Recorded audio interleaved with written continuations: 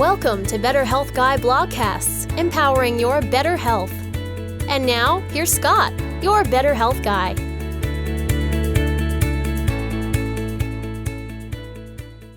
The content of this show is for informational purposes only and is not intended to diagnose, treat, or cure any illness or medical condition. Nothing in today's discussion is meant to serve as medical advice or as information to facilitate self-treatment. As always, please discuss any potential health-related decisions with your own personal medical authority. Hello everyone, and welcome to episode number 156 of the Better Health Guy blogcast series. Today's guest is Beth O'Hara, and the topic of the show is mold as a root cause of Mast Cell Activation Syndrome. Beth O'Hara is a functional naturopath specializing in complex chronic immune conditions related to mast cell activation syndrome and histamine intolerance. She is the founder and owner of Mast Cell 360, a functional naturopathy practice designed to look at all the factors surrounding health conditions: genetic, epigenetic, biochemical, physiological, environmental, and emotional. Her subspecialties are mold toxicity and genetic analysis in the area of mast cell activation and histamine intolerance. She designed Mast Cell 360 to be the kind of practice she wished had existed when she was severely ill with mast cell activation syndrome, histamine intolerance, neural inflammation, Lyme, mold toxicity, fibromyalgia, and chronic fatigue. Her mission today is to be a guiding light for others with mast cell activation syndrome, histamine intolerance, and these related conditions in their healing journeys. Through her Mast Cell 360 root cause process, she discovers the unique root factors affecting each of her clients' health issues, building personalized, effective roadmaps for healing. She holds a doctorate in Functional Naturopathy, a master's degree in marriage and family therapy, and a bachelor's degree in Physiological Psychology. She is certified in Functional Genomic Analysis and is a research advisor for the Nutrigenetic Research Institute. And now, my interview with Beth O'Hara. I believe this is Beth's fourth time being a guest on the podcast, which is very rare. She is a personal favorite, a listener favorite. I'm super excited today to have her back to talk about mold illness and its connection to mast cell activation syndrome. Thanks so much for being here, Beth. It's always an honor and a delight to be on your podcast. And I think this is one of the most impactful podcasts. I get just Thank you. Most of our clients listen to your podcast. So I'm excited to be here, and I'm excited to talk about this topic because I think we can dive into some new information for people. Excellent. I'm going to learn some things too. When I think of mast cell activation syndrome, I think of the top contributors being mold, for some people being parasites. I think electromagnetic fields are playing a bigger role. I also feel like viruses can play a role in terms of triggering mast cells in some people. I'm wondering what you see in your client population. How common is mold as a trigger for mast cell activation? How is it actually triggering the mast cells? And then maybe we can shift into what are some of the less common triggers that maybe people need to consider but may not even know about? Those are great questions. First of all, we don't know how common it's a trigger, but it's fairly common for mast cell activation syndrome. And one of the things that makes it hard to get this kind of data is, for example, in my own clinic, of course, people come in, sometimes they know they have mold issues, sometimes they don't. But I have yet to test somebody for mold toxins that didn't have them. And a lot of people incorrectly think they don't have mold toxins because when they get a mycotoxin test, it might come back at low levels or under the lab cutoff. But most of the people with mast cell activation syndrome are poor detoxifiers. And so we have to remember that on those urine tests, we're only seeing the tip of the iceberg of what's going on in the full body burden. And there was a study that was done with 100 participants, half had mold toxicity, half did not, looking at whether everyone has some level of mycotoxins in the urine, and concluded that other than a really minuscule amount, we should not be having these mycotoxins show up. And when I say minuscule, I mean very minuscule. So it's a huge deal. And I do think viruses are a trigger. Definitely EMFs are a trigger. just the toxicity that we're exposed to between air pollution. We were talking about the fires and the kind of smoke people are exposed to that we're not used to being exposed to. That triggers the mast cells, that triggers the limbic system. And then even just all the day-to-day things. There's so many people that I talk to and work with, and they're still coloring their hair. And even the most, I did a deep dive into all the hair coloring because my hair is going white. And I wanted to see if there were any truly safe options other than henna. And there aren't. I looked at every possibility that's called a natural hair color. They still have chemicals that are major immune issues that are toxic. They're better, but they're not truly non-toxic. So many people still use fragrances. That's a huge immune disruptor and hormone disruptor. So we've got this whole complex of this picture. And then mold has become this epidemic level, which I know you know, but a lot of people don't realize how huge of an issue mold is now, even beyond just 20 years ago. It's escalated since then. And mold triggers these mast cells through one of the receptors is called the toll-like receptor. And that receptor is seeking or sensing viruses, bacteria, candida, different kinds of molds. But that's just one angle of it. These mycotoxins are just nasty. And for the course that I did on mold, I did a huge amount of research and diving into the literature on these mycotoxins. And it's been established as far back as the 1980s, how these mycotoxins trigger mast cells, how significant they are. And then another piece that might be new for people is that these molds, so we can have these mycotoxins in our bodies, and then we can also have mold colonization where the mold grows in our bodies. And just like we can get viruses or bacteria in our bodies, we can get these mold spores in our bodies, most frequently the GI tract and the sinuses, but I've had people who've had vaginal colonization, skin colonization, can get into the lungs, not as common. But when it grows in us, it's creating all of these digestive enzymes, mold digestive enzymes like proteases and hydrolases. There's a whole number of them. And it's nastier than viruses or bacteria, the vast majority of viruses and bacteria that affect humans, because it actually has to decompose our tissues to get nutrients out of it. So that's what makes mold toxicity so significant. And while there's a lot of triggers for mast cell activation syndrome, when people have mold toxicity, that can be one of the biggest ones. Beautiful. Yeah, I think when you say it that way, that really hits home how critical this is and how much of an issue these molds, particularly those that colonize the system, can be, that essentially their job is to recycle, or as you said, to decompose. Let's talk a little bit about how you identify the potential for mold and mycotoxins as a contributor to your clients' health challenges. What are your favorite tests in terms of external, looking at the environment, and then your favorite ways of testing internally, looking inside the person for potential clues? So there are a lot of options, and different practitioners have different preferences based on what works best for their own practice, their own population, their own protocols.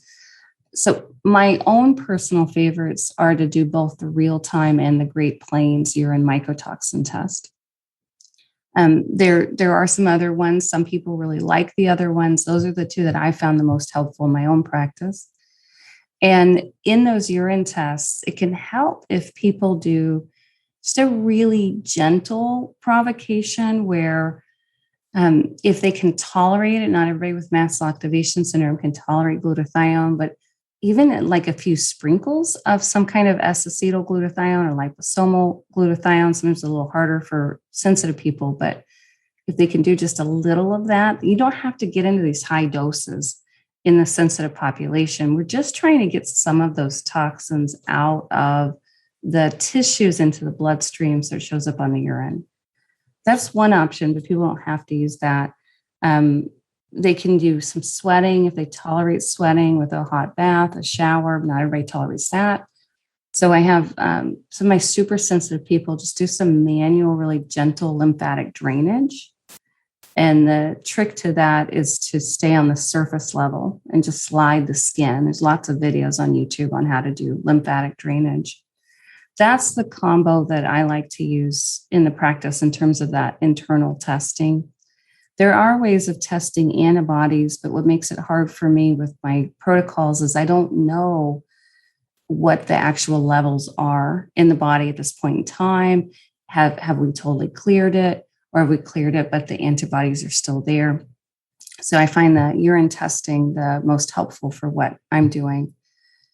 The environmental testing options, again, there's a lot there, but I have my clients start with mold plates from immunolytics, but I have them do it a little differently than what the lab says to do. I have them put the plate on the floor because mold spores are heavy, so they're going to fall to the floor. And air testing is less reliable because by the time you have enough spores to circulate in the air, you've got a big problem. And if you put it on the floor, you can capture a better picture there. And then I have them, the lab says to only send it for analysis if there are 4 or more spores. I have our clients send it if they see even a tiny little speck, because that may turn into 2 specks by the time it gets there for the analysis. And 2 spores of Aspergillus or Penicillium, Fusarium, any of those toxic molds, Penicillium, that will show on a mold plate are too much for sensitive people. So I have them do that, and I have them do an ERMI. I know there's people using the EMA, and that's a newer one. And I know some of the really, really good environmental mold testing companies are using it in combination with the ERMI and sometimes the mold plates. But sometimes it shows up on there and sometimes it doesn't. So we need this full picture is what we're looking for environmentally. So with the immunolytics plates, what you're talking about with the 2 and 4 is actually the mold colonies, right? So they have a scale that if there's a certain number of colonies that it's potentially an issue. Dr. Nathan talks about the reason it's important to send these in, like you recommend, is that about half of what grows on them is not necessarily a concern from a human health perspective. So we need to know exactly what is showing up on there. Another thing that I suspect you do, and that I learned about recently, and actually had a client that was exploring mold on her own, and she did the immunolytics plates but did a tap test where she had taken like a pillow and tapped the pillow over the plate and actually had more penicillium on that sample than the lab could even count. And so that's another kind of neat way to try to maybe test some specific items from the immunolytics plates. Have you done that tap testing method with your clients? Yes, definitely. I really like it on carpet. And shampooing carpets is a big problem because you get the pad wet underneath, and then they can suck the water out of the carpet, but they can't get it out of the pad. So then that pad can be wet for like a week. So carpets are usually a place you really want to take a look at. Upholstery, particularly of the, some people like to do thrift store shopping. Got to be careful with the upholstery. Make sure there's nothing in there. Have people do their pets. And I have 2 bigger dogs, and they're big dogs. They like to go outside. They like to roll in the grass, and when it's wet, they roll in the mud, and so they get mold in their fur. And we use that to see how often we need to shampoo them with some of the mold removing shampoo, like the EC3 shampoo, those kinds of things. And you were talking about the mold plates and what can grow in them. You made a great point. They also can colonize candida, can colonize bacteria. It can grow the soil-based molds like cladosporium and microsporium that aren't necessarily, they don't release toxins. They can be an issue with mold allergy, but they're not toxic. So I tell my clients, if you see a lot of mold growth on that plate, or growth in general, don't panic, because it could be candida falling off. A lot of times it falls off my client's skin onto the plates.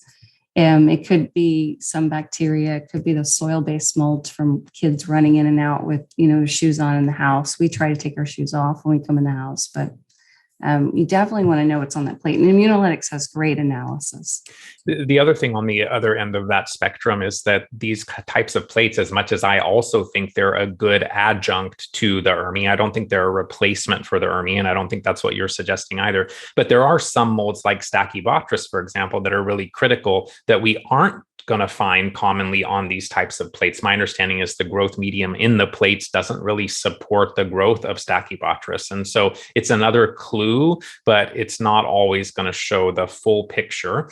You talked a bit about the real-time test, the Great Plains test. You talked about glutathione. I know there's been some debate about whether or not to use glutathione with Great Plains. I know Dr. Nathan originally did. I don't think that he does anymore. Are you finding with your clients that doing a glutathione provocation with the Great Plains mycotox is something that is still helpful?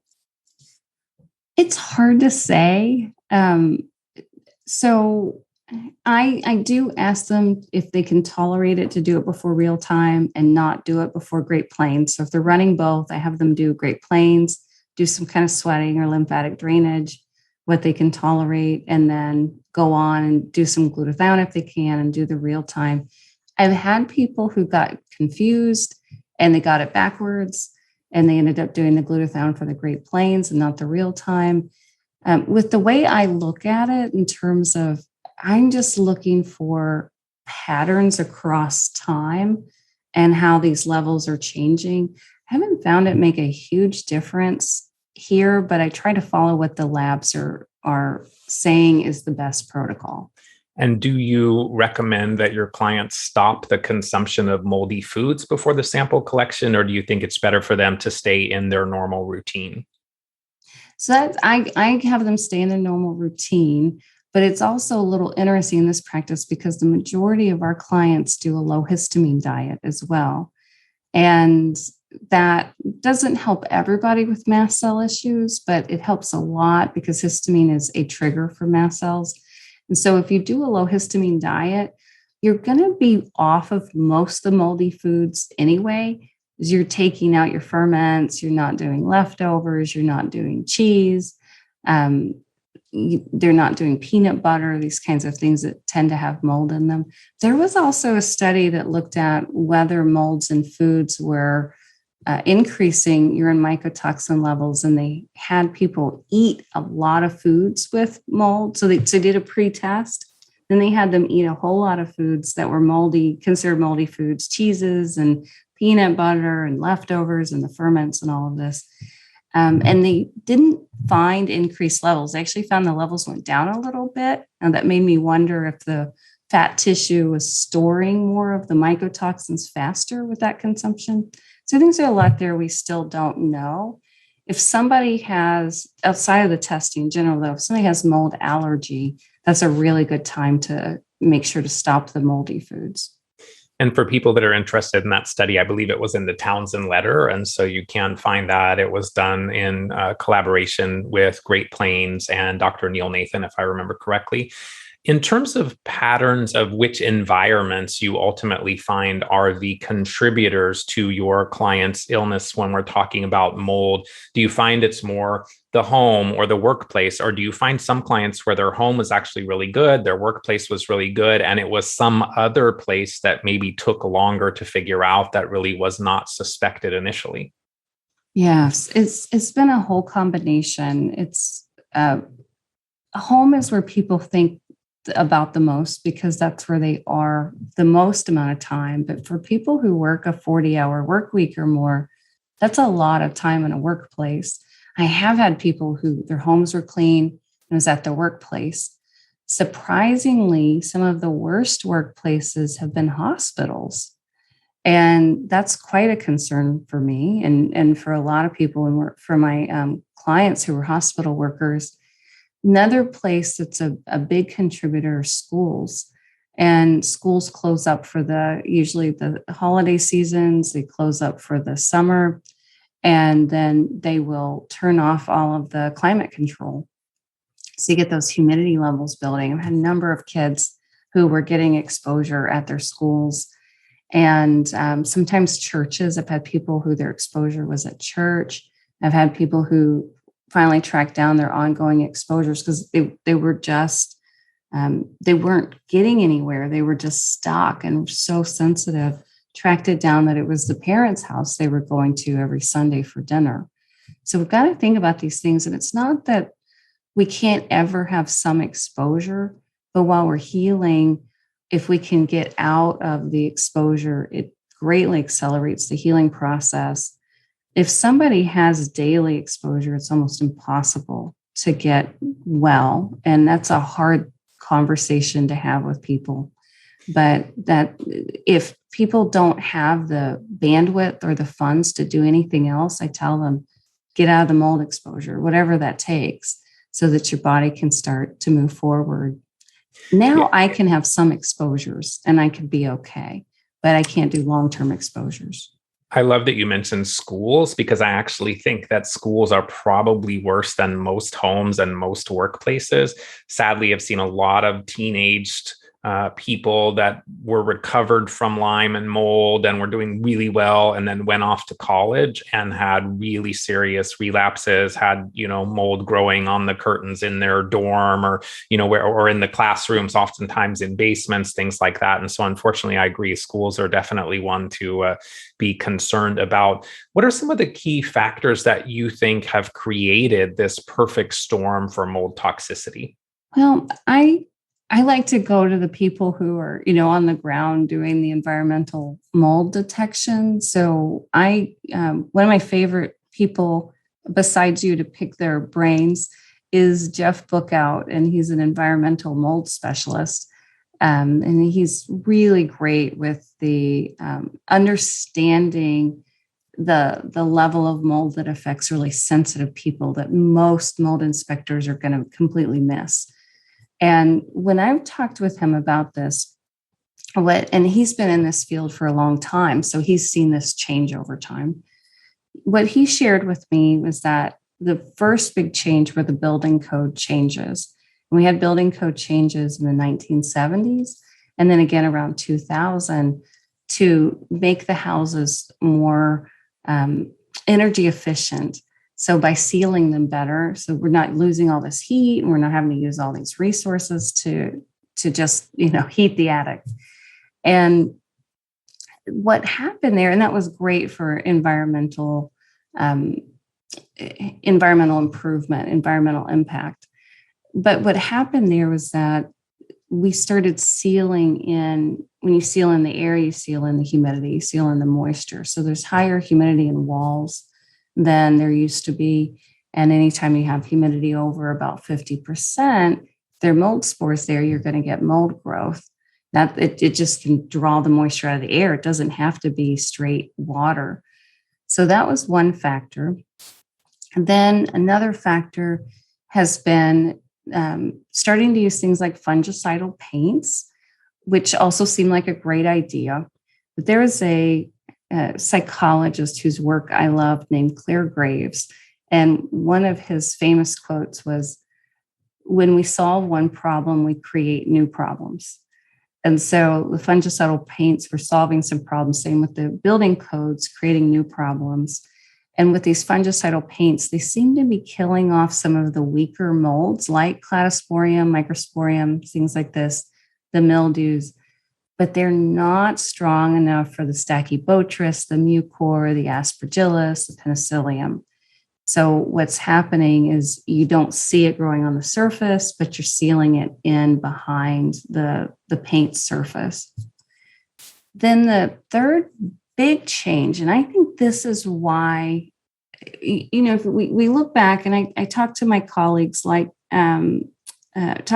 been in this field for a long time, or my mentor, your mentor, Dr. Neil Nathan, that we've seen these things, these cases get more complex over time. We've seen this huge bump.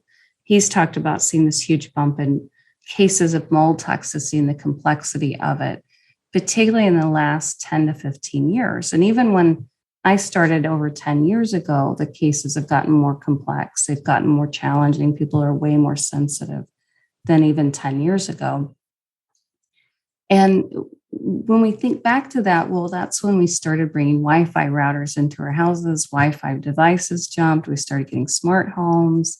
I went and stayed in an Airbnb, and they had the whole house wired as a smart house. So they had Wi-Fi devices on every window so they could monitor it remotely, make sure the windows didn't stay open or weren't broken open. All the doors had Wi-Fi devices on them.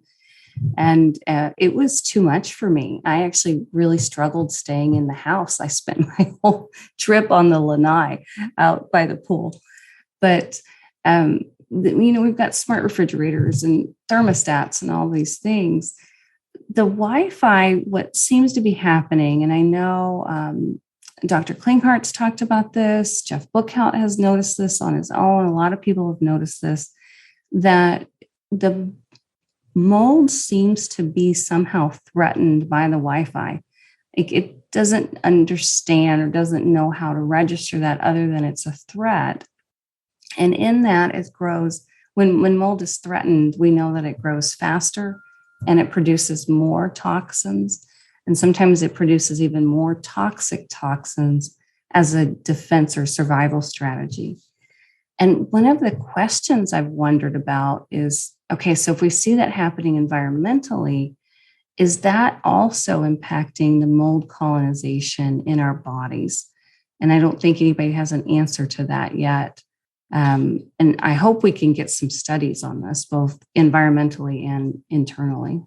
Yeah, it would be great to explore further. I know Dietrich Klinghart suggests that absolutely does happen. So we need to think about the threat that those external EMFs pose to the microbes within us as well. And if they're also upregulating their production of mycotoxins or endotoxins. I mean, it's a really interesting thing. Unfortunately, I don't know that there's going to be a lot of people that are going to want to fund that exploration, given the communications. Right, such a big part of our lives now. But yeah, that's very interesting. So, are there conditions or issues where you would think it might be difficult to fix, or they might be more resistant to or recalcitrant to treatment if the mold isn't addressed first? And what I commonly see is people want to jump ahead. They want to start killing their Lyme, killing their co-infections. They don't want to worry about the mold. So what are your thoughts? Do we need to start there? And then what maybe some of the conditions where you see jumping ahead really ends up being a mistake? So one, this depends on the population, right? But if there's mold toxicity, we have to remember that mold is such a huge disruptor to every system in the body. There are piles of research on it with disrupting the immune system and the Th1, Th2 balance, where we need that Th1 balance to be able to kill off bacteria and viruses. The Th2 side is the going to ramp up the mast cell activation side. It's going to disrupt the gut significantly. It's going to disrupt our entire hormonal system, the nervous system, huge disruptor for the nervous system. Then people get opened up to all of these secondary things, or things that then start piling on top. So people get Epstein-Barr virus they can't get rid of, and they have all of these elevated antibodies to Epstein-Barr. I often wonder why there are so many people that get bitten by Lyme-ridden ticks, and they have Lyme in their bodies. You can detect it on blood testing, and they never become symptomatic. And other people have significant Lyme symptoms. And what's happening there with the immune balance. Then SIBO, some people get rid of SIBO like that. They can do one round of SIBO protocol and it's gone. And I've had lots of people who've come in and they've done 5, 6, 7 rounds of SIBO protocols and they just cannot get rid of it. Those are clues to me that we're missing something if we can't get rid of something. I've had people come in and have been on 5 years of IV antibiotics for Lyme. It's like, you have to have eradicated most of the bacteria in your body at that point, but they still have these symptoms. What's missing here? And repeatedly, I've found that this mold toxicity layer has been the missing piece.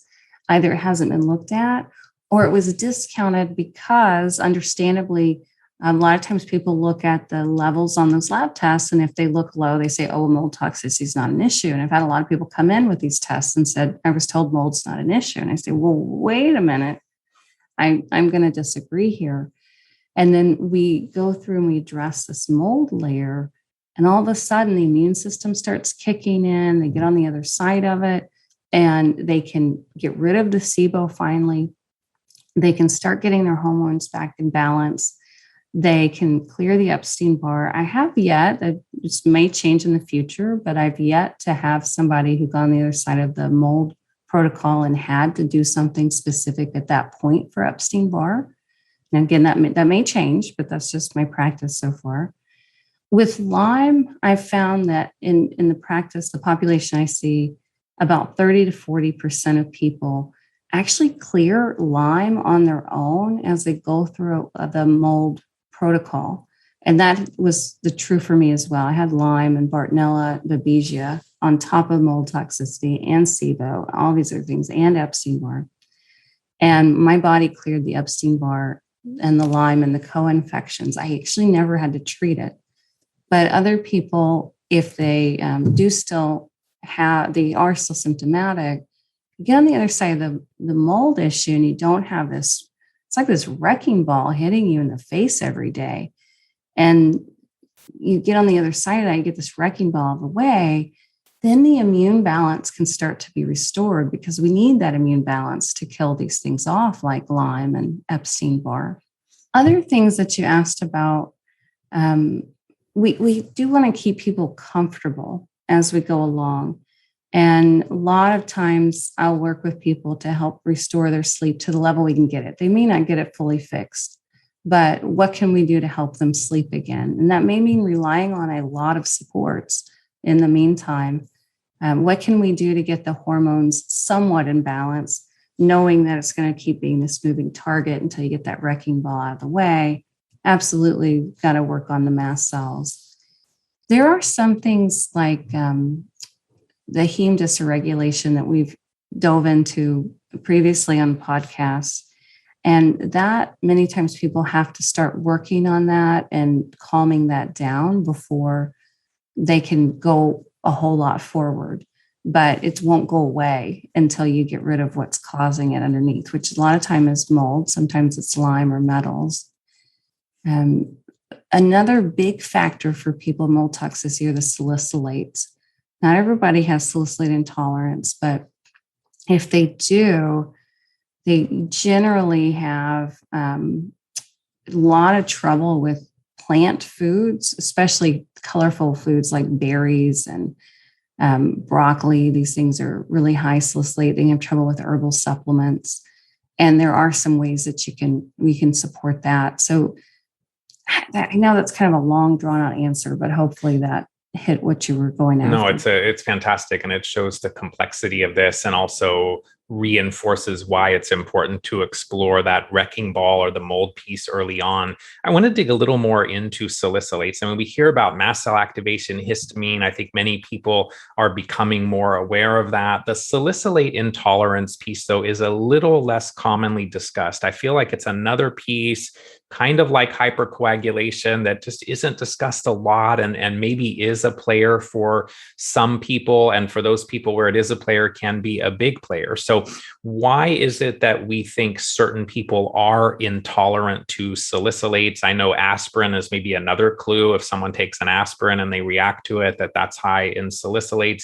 Is there a direct connection to salicylate intolerance and mold illness? Like, what is it that makes us more sensitive? And then maybe just a couple of the ideas that you have for addressing or improving tolerance over time to the salicylates.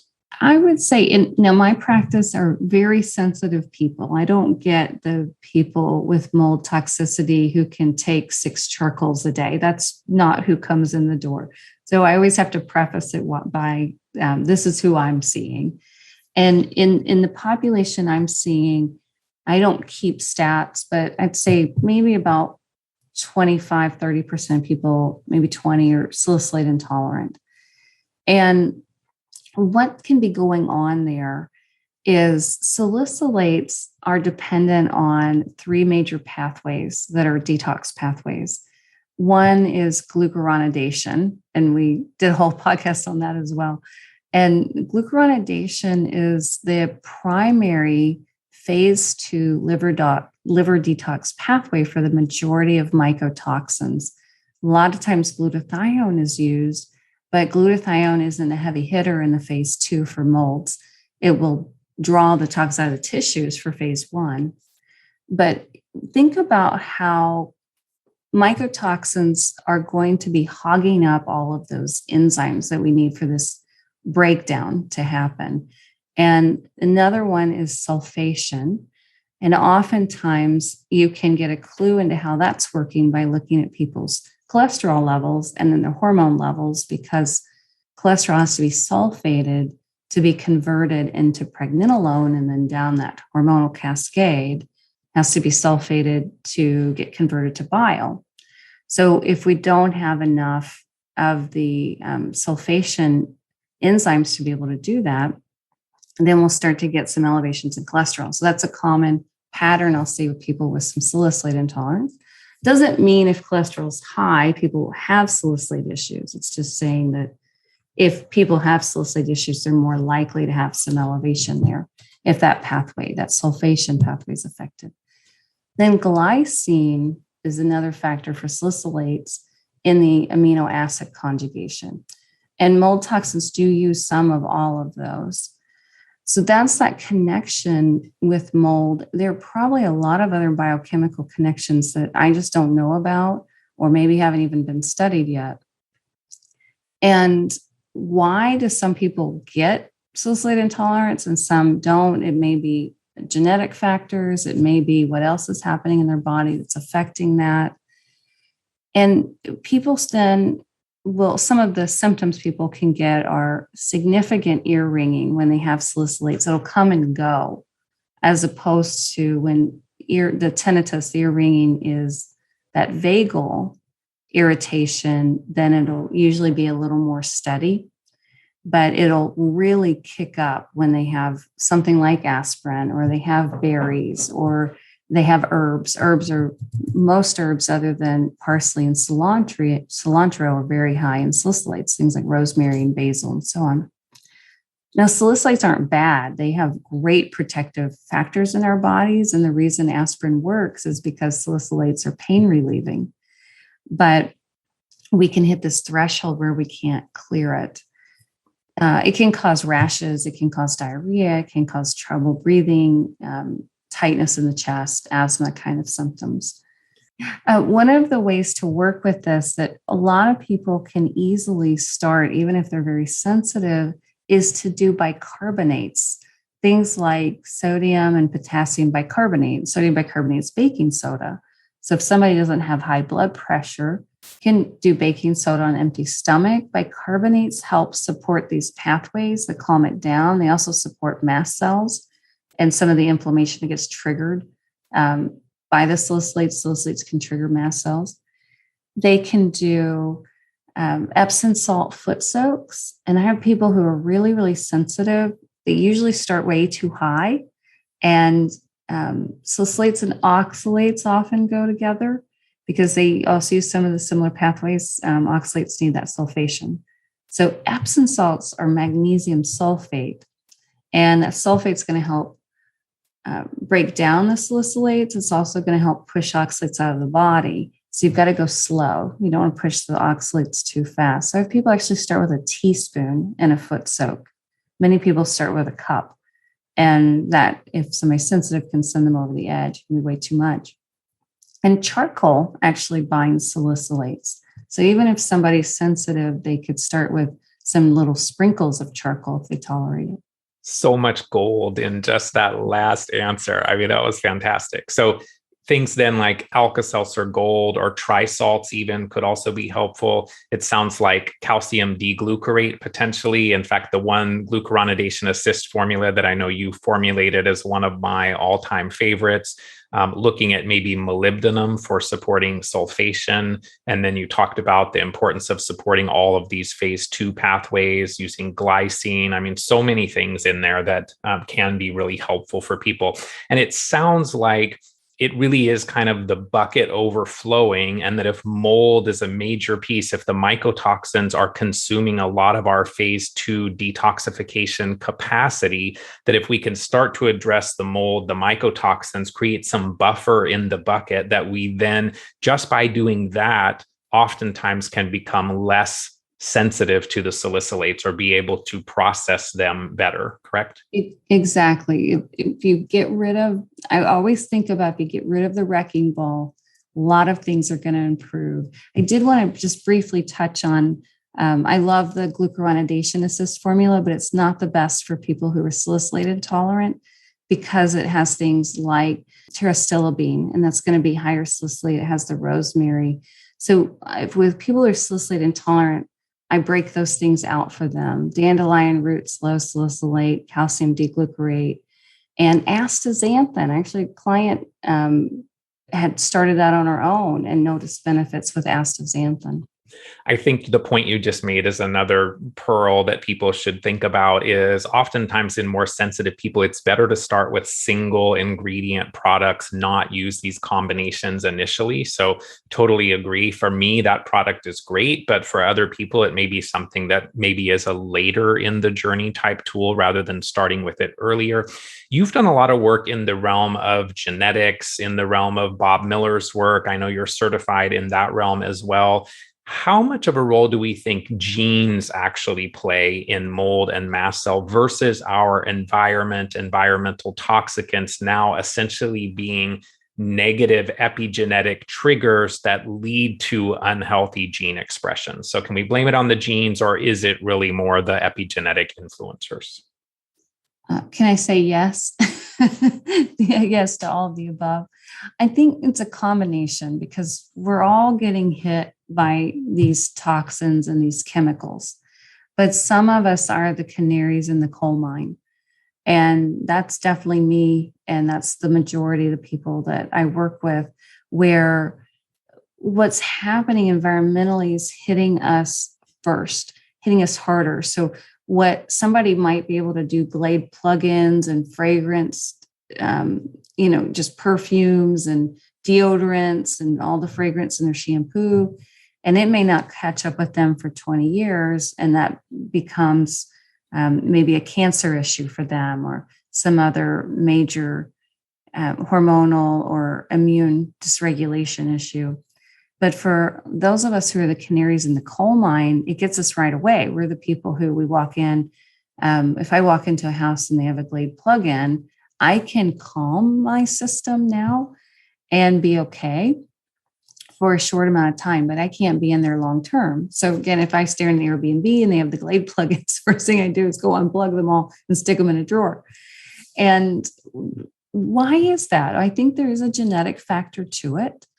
Then the other piece of it is going to be things like early childhood traumas and, what happened when the nervous system, the immune system were developing. So for example, I was kicked in the head by a horse when I was 9 and had a traumatic brain injury.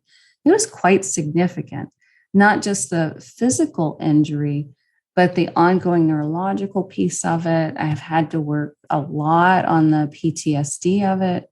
And I've had some pretty severe car accidents that I had to work on the PTSD side that affected my that nervous system immune axis. That's so important how it's interwoven.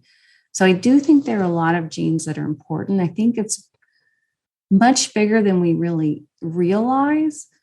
But if somebody has these genetics and they're in a completely clean environment, they actually may be fine. I actually knew somebody with mastocytosis, which is a genetic mast cell disorder.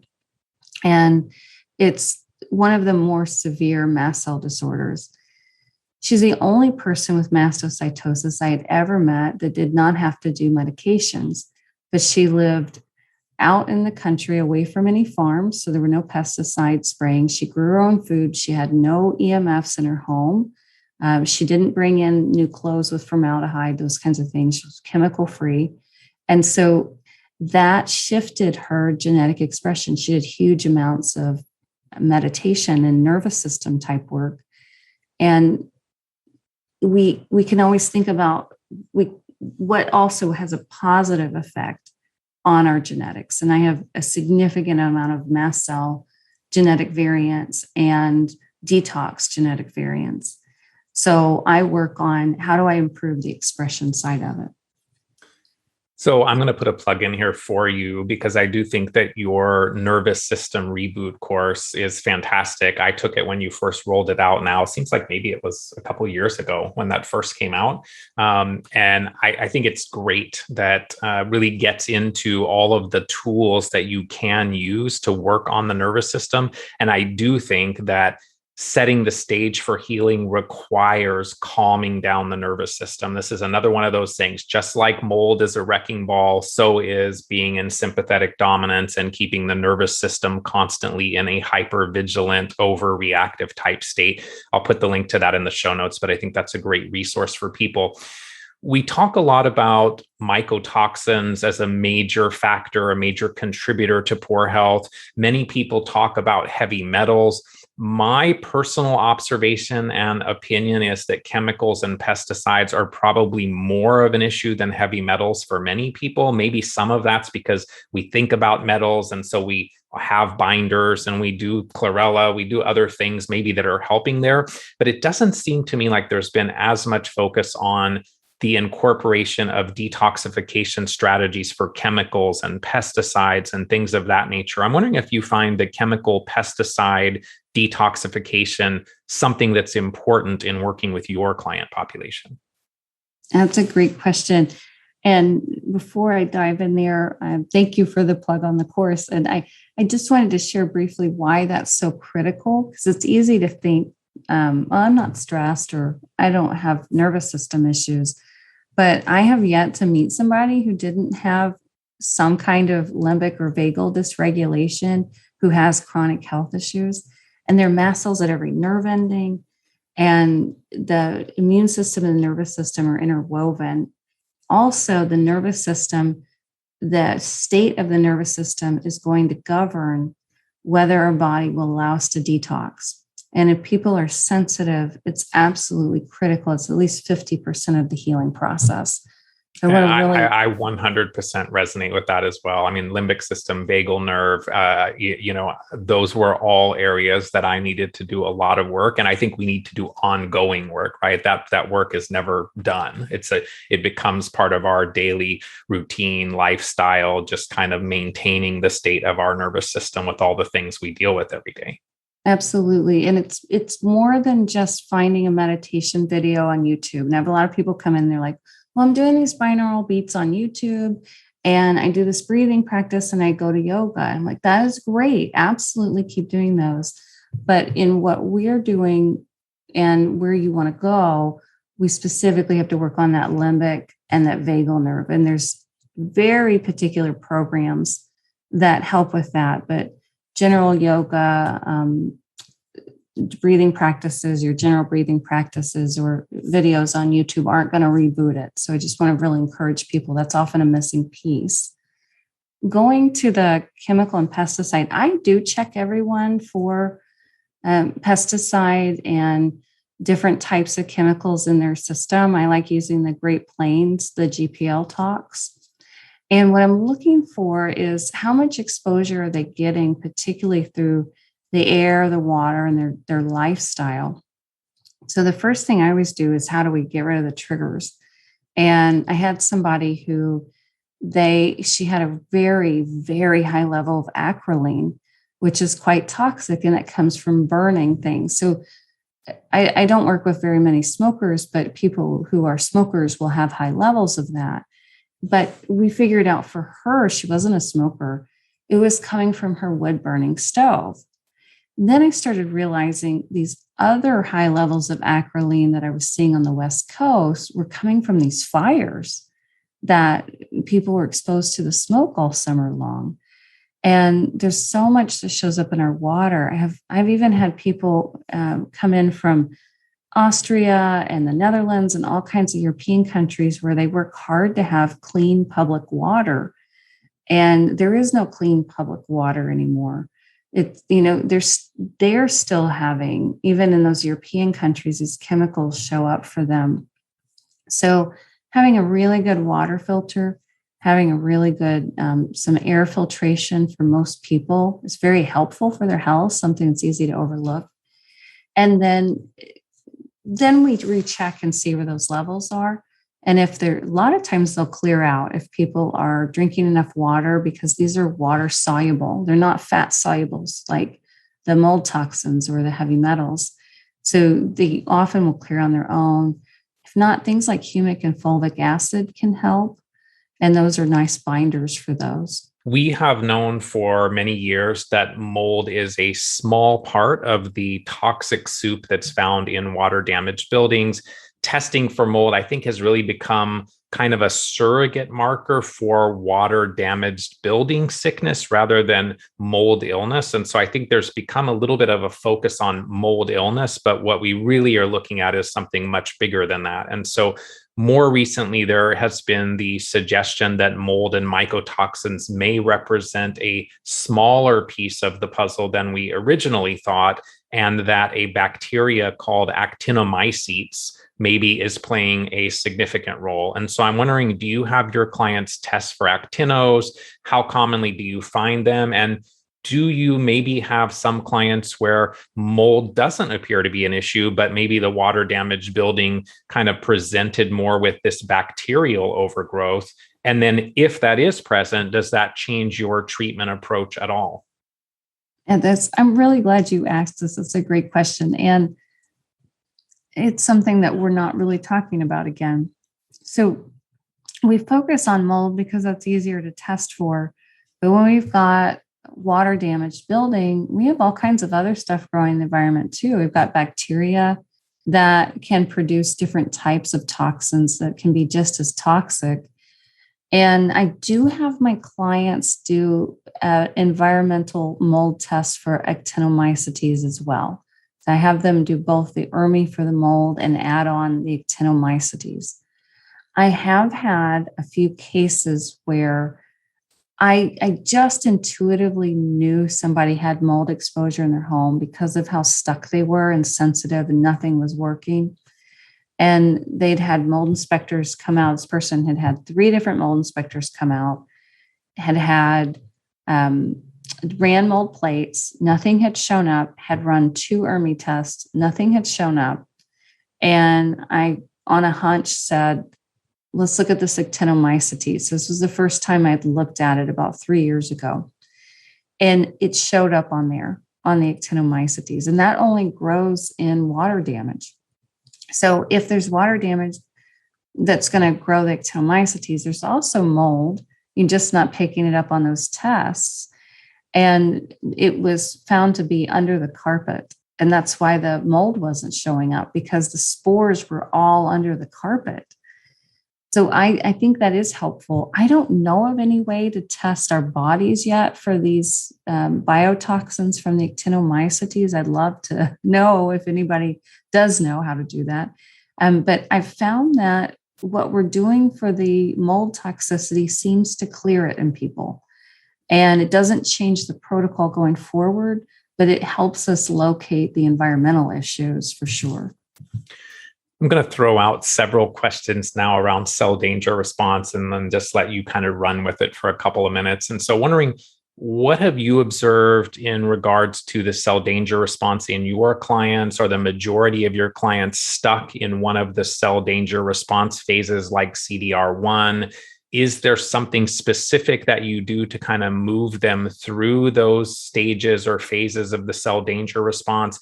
And then I want to hear a little bit about some of the things that maybe we might think are good things to do, but if we're kind of in this cell danger response, that can potentially backfire.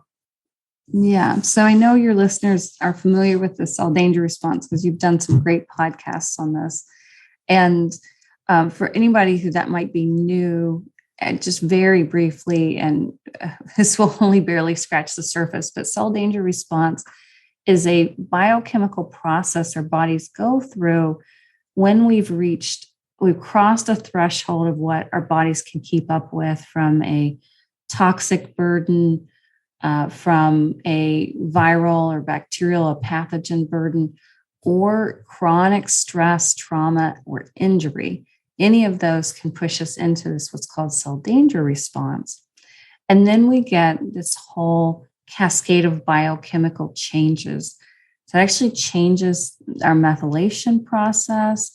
The cell membranes harden, our bodies increase histamine, increase mast cell activation, decrease vitamin D production.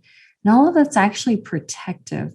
Starts to slow down, and in some people dramatically impacts the heme pathway, which can cause that subclinical porphyria in some people.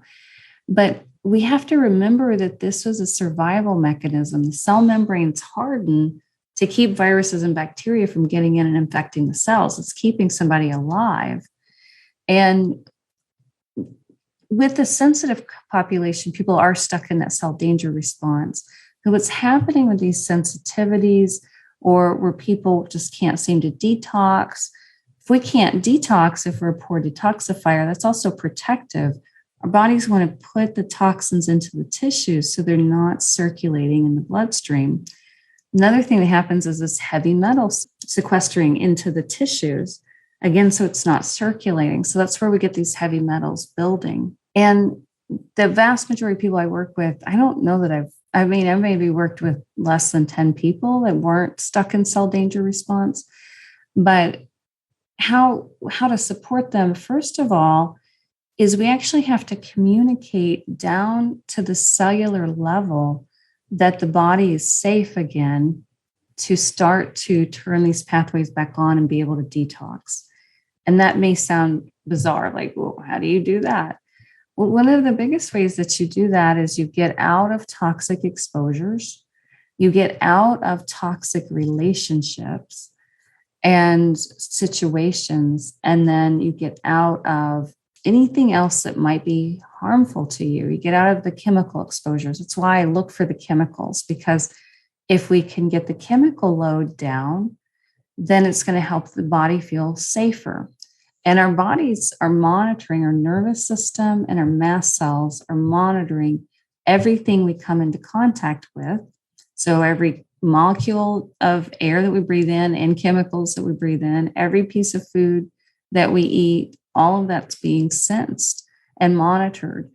And then on the relational side, in terms of toxic relationships, or sometimes people have to settle their PTSD. And I don't recommend that people go back to their past when they're dealing with these issues and chronically ill, because your limbic system doesn't know the difference between I'm telling you this trauma story again, or I'm working on my trauma today, or I'm back in it and it's happening again. So that can actually worsen people when they're going back to do trauma work when they're chronically ill. You got to get stronger, get your body healthier, and then you can do that. But there are ways to settle PTSD without going back to the event. All of that, and doing a lot of nervous system work, limbic and vagal, communicates down to this biochemical level that we're safe enough now to start to turn these things back on and start to heal. So I support them with that nervous system work, support them with the mast cell calming as well, get that settled down.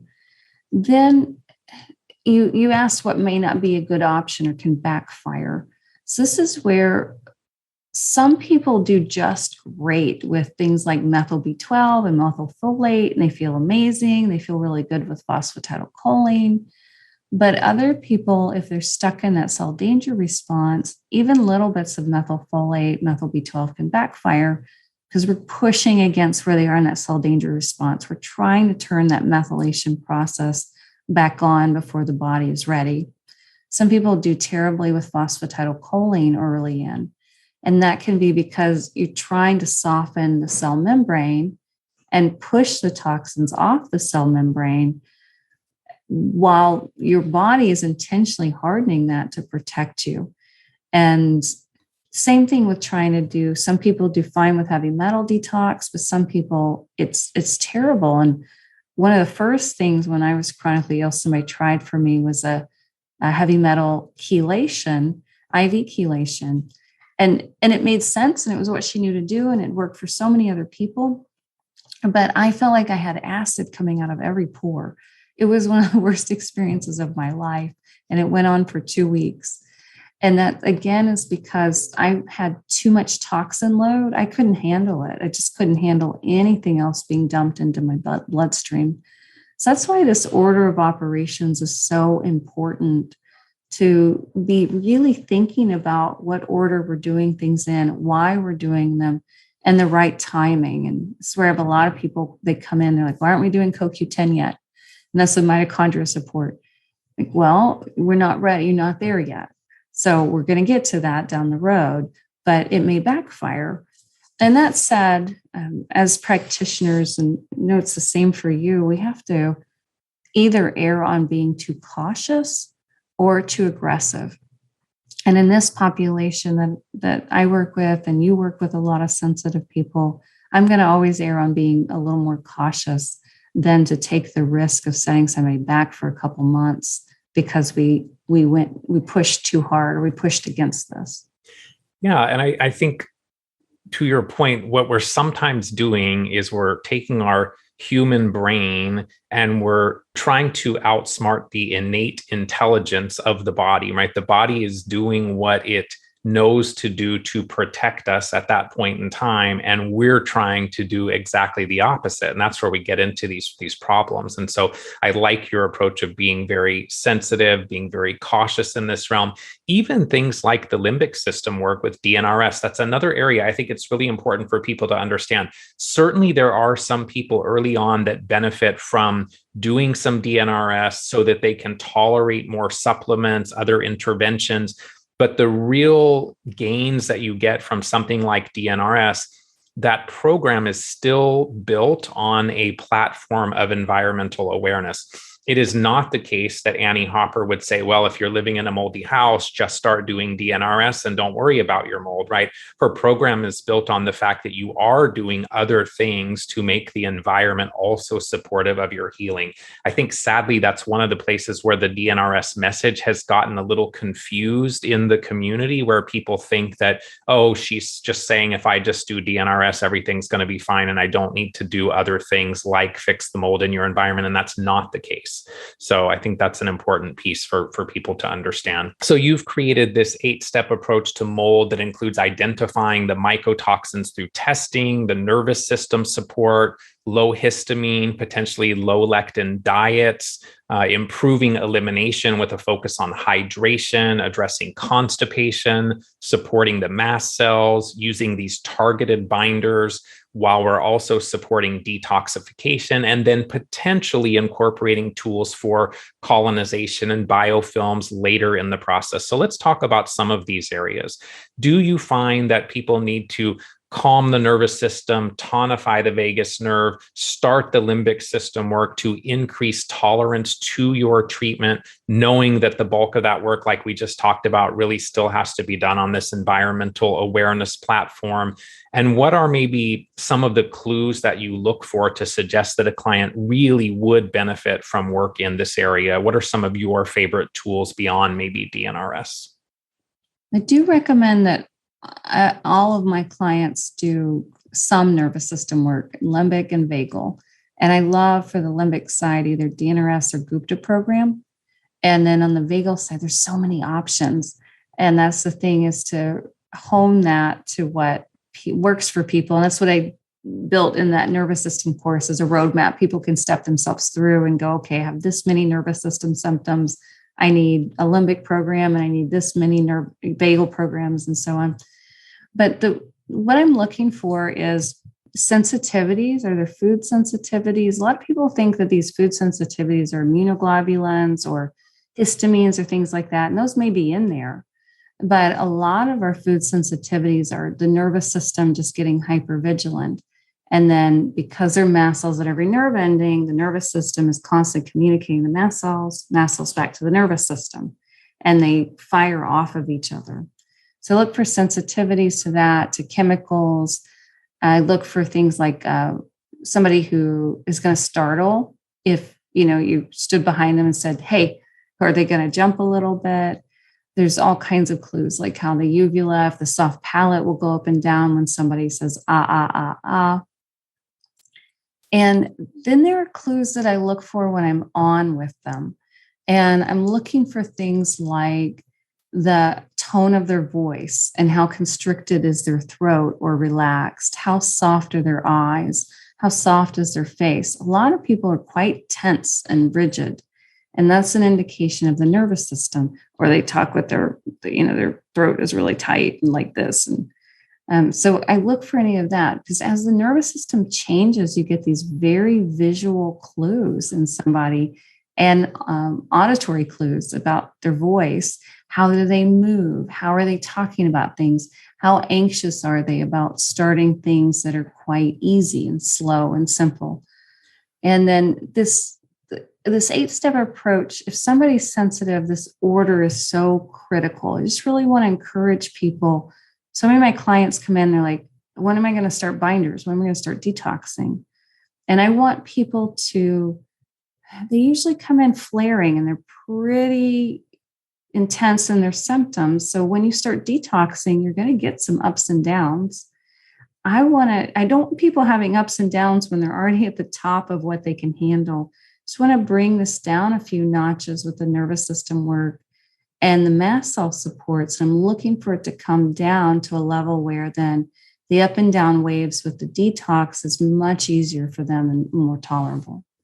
So then we move on to removing the source of the exposure as an early step. Wondering if you find that most clients can remediate, or do you find the majority of people need to move to really move their healing forward? Do you find that fogging solutions work, or do we really need to get at the source of the mold as kind of the primary effort there?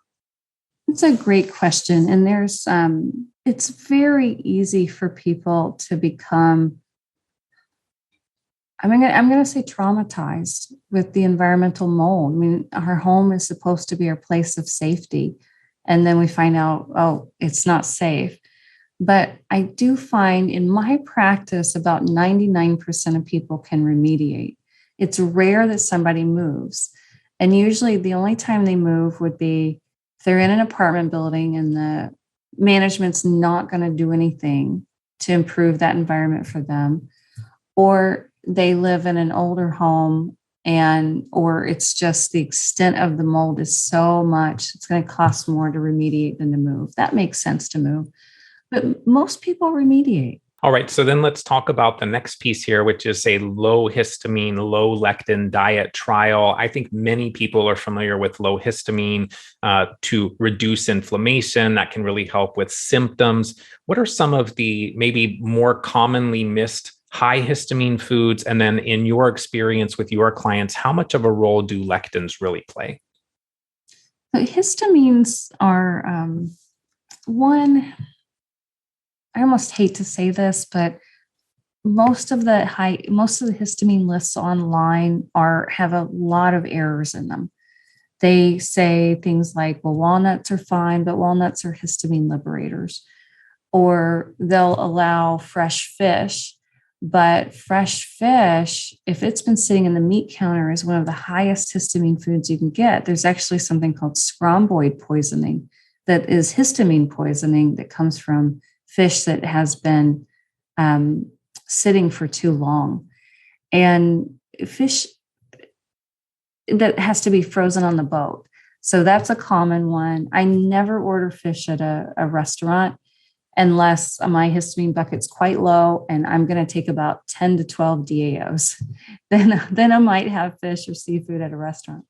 So that's a common one. Make sure if you're histamine sensitive, you're using a really well-researched list. We have a good one. Dr.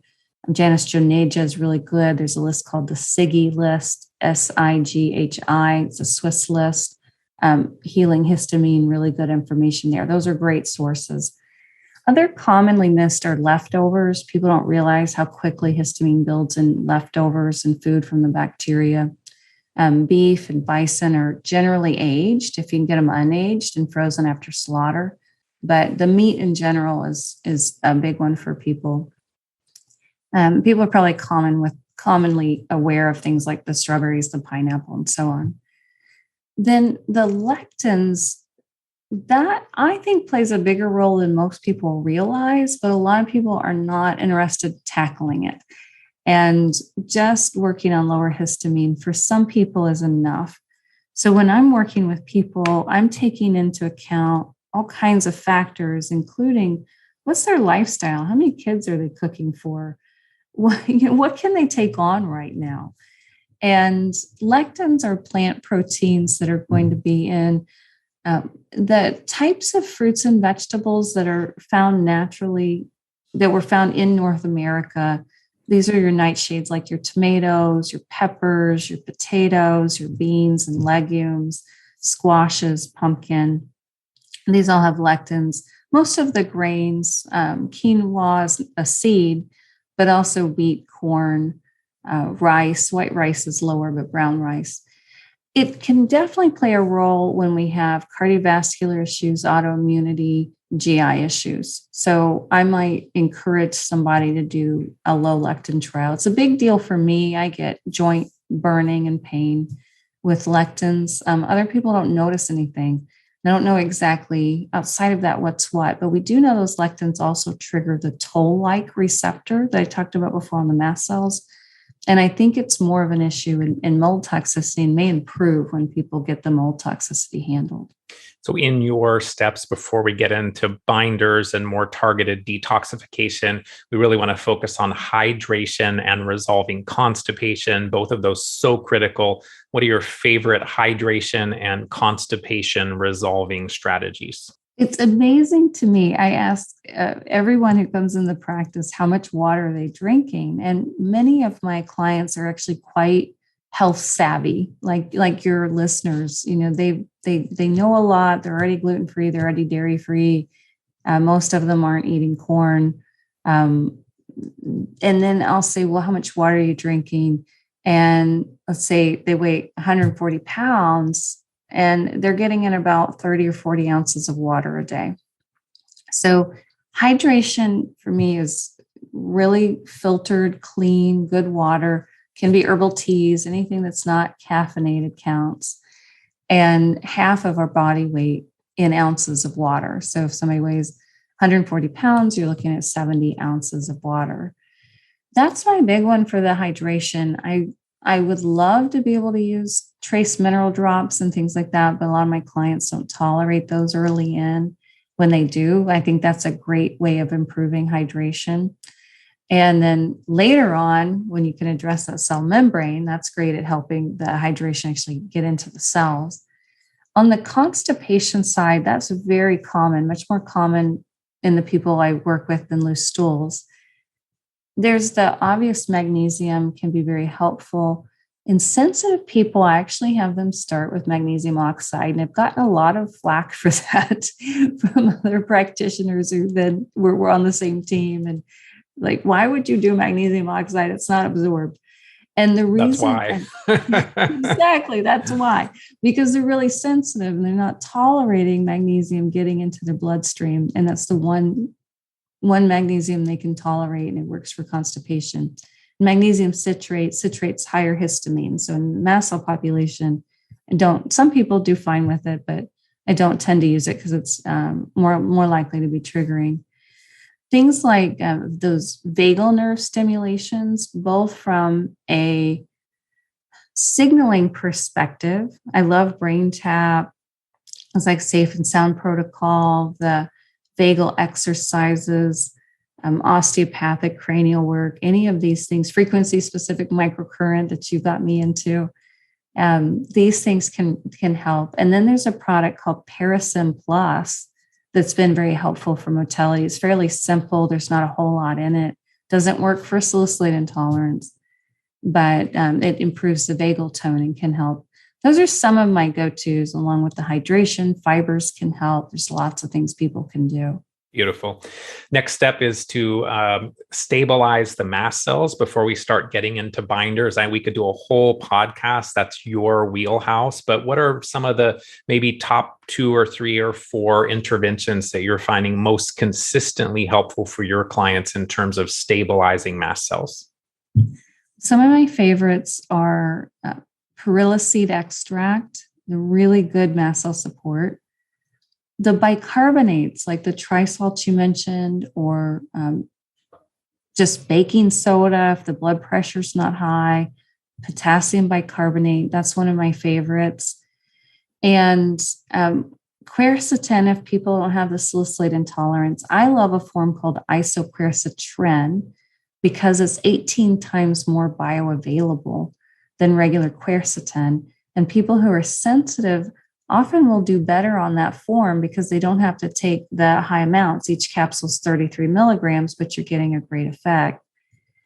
Most of my clients who are very ill do end up getting through their prescriber some very low levels of mast cell stabilizing medications. And I used to be very opposed to this if we could at all avoid it. And what I've learned is in the mycotoxin detox, people get through so much faster, so much better. They're easy to come off. And those can be things like famotidine, that's generic for Pepcid. Ketotifen works for a lot of people at low dose, which would be more like 0.1 milligrams or 0.25 milligrams. And an H1 blocker, if somebody could tolerate something like Claritin or Allegra, sometimes they have to get Claritin or Xyzal as a compound if they have trouble with those inactive ingredients. Now we talk about binders. Back in episode 122, we talked about precision binders, wondering if that's still the general strategy that you use for figuring out the right binder for the right client. What are some of your favorite tools there? And then if someone is still constipated, do they need to hold on the introduction of those binders? What if they maybe can't tolerate the binders? So talk to us a little about your current binder strategies. Well, we did a full reboot of the binders and went back through the research again. And I put that in the mold course. But some of my favorites, I start people usually with activated charcoal because most people can tolerate it and it's gentler. But I have people, sensitive people, I never have them start with a whole capsule of something if we can get around it. Have them do sprinkles. And for me, sprinkles mean a few granules on food or in water, just a tiny, tiny bit. Charcoal works for aflatoxin, works for the eniatin B, seems to work for cataglobacin, works for ochratoxin, sterigmetocystin, trichothecenes. So it works for a good number. Doesn't get zearalenone, doesn't get gliotoxin from the research we found. I like bentonite clay. It works for most of the mold toxins. I just recently found some research evidence that it probably works for ochratoxin, but it's stronger. And I have people start with, again, tiny sprinkles, or if they're using the yerba prima liquid, do a little drop. Tip on bentonite clay and chlorella. Don't just buy anything. Those are easily can contain toxins. So in the bentonite clay, the Mediclay is a good brand. The yerba prima is a good brand. You might have some others that you know are good. Then the chlorella, BioPure has really clean chlorella. I use a company sometimes called Lidtke, Lidtke, but you've got to make sure that chlorella was grown indoors. And sometimes I've seen people get in a lot of trouble getting chlorella from a health food store, and it was grown outdoors, and then it can contain mercury. People often will do a fiber called propylmannan, and that's in products like there's one called Colon Protect. There's a couple others. Zymogen makes one. Saccharomyces boulardii is one of my favorites. Welcol, zeolite, and then L-rhamnosus. And they all have these different targeting because these chemical structures of the mycotoxins are quite complex. And some of them are weaker binders and some of them are stronger. And if you can really target all of the binders, if you tolerate them for that mycotoxin, you're going to clear much faster and do much better than if you, I don't see anybody clear mycotoxins just doing 1 or 2 binders, unfortunately.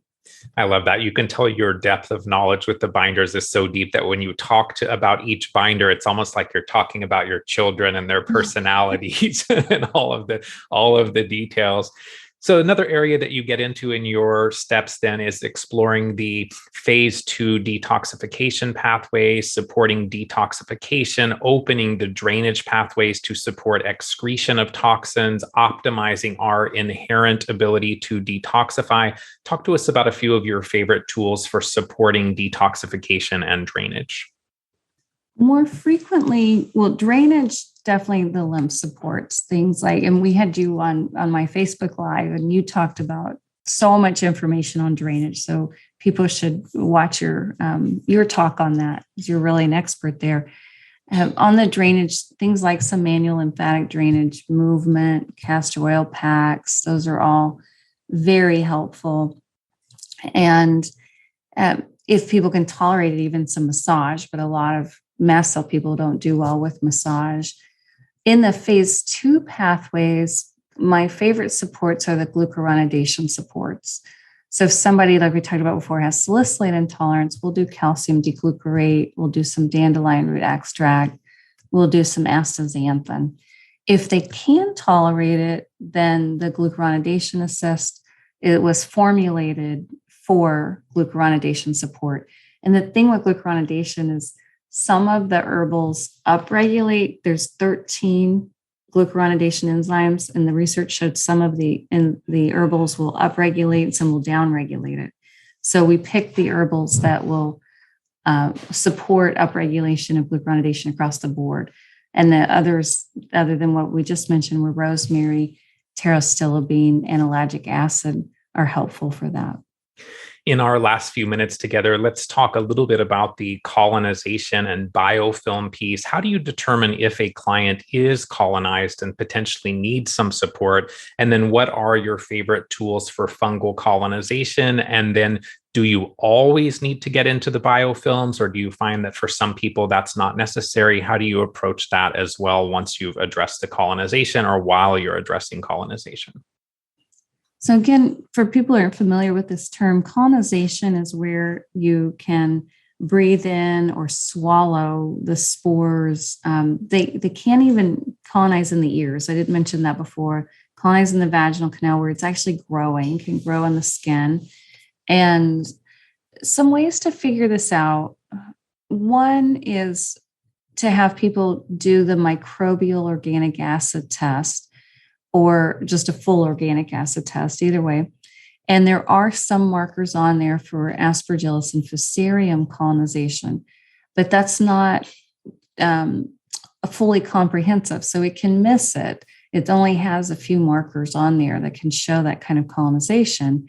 You may not have those metabolites that it's testing, and there's no way to test for some of these other ways of colonization. But about 70% of the adults that I work with have mold colonization. About 30% of the children, though, it's less common in children. They've had less exposures. They haven't been hit multiple times. And one of the other ways to tell is if somebody they get the binders on board, they do, they've stepped themselves through. So they do the nervous system, they do the mast cell work, they get the binders on board. They're targeted for what they're doing. They've done those for about 6 months. And they do a little of this phase 2 detox support. They do some drainage, and they're feeling remarkably better, just significantly better. Then they're probably not colonized, and we just finish out and they don't go on. But if somebody gets there and they maybe has some improvements, sometimes they don't have any improvements at that point. We have to remember that mold growing inside us can be releasing all kinds of mold toxins. So even if we're in a completely clear environment, we've become internally a mycotoxin factory. And then if there's mold allergy, that's a whole nother layer, and the immune system's reacting to the mold growing inside. So then we do have to go on and do the antifungals. There are herbals that are helpful. Holy basil is very gentle. Things like garlic. There are combo formulas like candibactin. It's been helpful. There's the biocidin that's helpful, although in the sensitive population, they sometimes can't do that bigger blend. Most of my clients do work with their prescriber. I'm not a prescriber, I just do consulting, but they work with their prescriber to get some prescription antifungals. Things like amphotericin B as an oral form is not absorbed. It's not concerning like the IV form, but a lot of practitioners aren't familiar with the oral form. They get nervous about doing it orally because the IV form is quite toxic. But it's not absorbed. It's like nystatin. It's not well absorbed, and it usually helps with the gut. It's not systemic. Things like Sporanox sometimes are helpful for people if it seems more systemic. And those are some of the more common ones. If there's candida, nystatin, and diflucan are often used. And then how commonly do you feel like you do also then need to address biofilms? If they have the colonization, then I'll do some really gentle biofilm supports. I may start them with something easy like lumbrokinase. I love holozyme is my favorite enzyme, and that can be done for biofilm as well, and start really gently. And then as they get stronger, they might do something like interphase. Beautiful. Yeah, you introduced me to Stephen Wright, and his products I think are fantastic as well. So one wrap-up question before we then talk about the course and then get to my final question, because I know you have clients to get to. What does recovery look like for clients? Can most people get back to a normal life? Do they need to always be careful about mold exposures? And then what is the average recovery time? What percentage of people do see improvement in their health following this program that you've put together? Those are great questions. I'm so glad you asked them. Recovery usually is quite significant for people. I have had everywhere from people who were just brain fogged, run down, they were achy, they were tired, their guts were a mess, and they were able to get on the other side of it and really feel great. I remember one person in particular got back to running marathons, which was one of her loves. I've also had a lot of people who were significantly affected. I remember a young woman who was having 20 seizures a day. She was in a wheelchair. She could not make full sentences. She could not handle more than 15 minutes of listening to words. And she wanted to go to college.